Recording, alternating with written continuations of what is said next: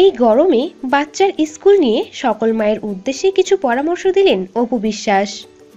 এখনো অনেক স্কুলেই গরমের ছুটি দেওয়া হয়নি। স্কুল খোলা, বাচ্চারাও নিয়মিত ক্লাস করছে বা পরীক্ষা দিচ্ছে।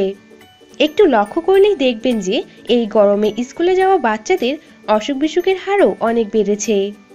আপনার সন্তানও কি এই গরমে স্কুলে যাচ্ছে নিয়মিত?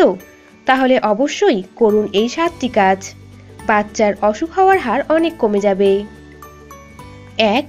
বাচ্চাকে অবশ্যই বাসা থেকে ফ্লাস্ক ভরে পানি দিয়ে দিন এবং গরমের দিনে একটু বড় আকারের ফ্লাস্ক ব্যবহার করুন।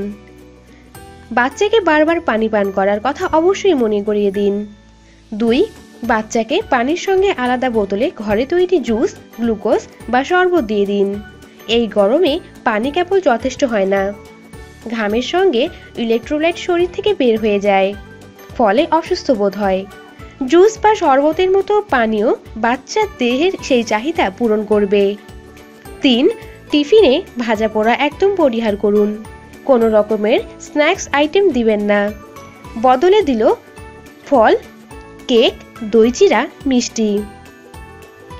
4. বাচ্চার জন্য অবশ্যই 2 সেট স্কুল ড্রেস রাখুন।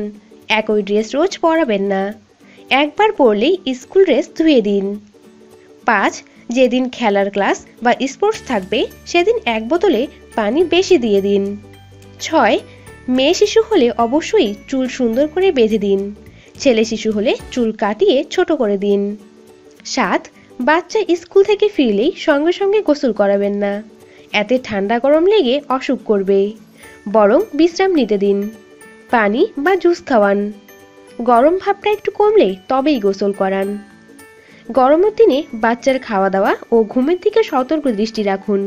ঘুমের মাঝে যেন ঘেমে না যায় তাও লক্ষ্য রাখুন।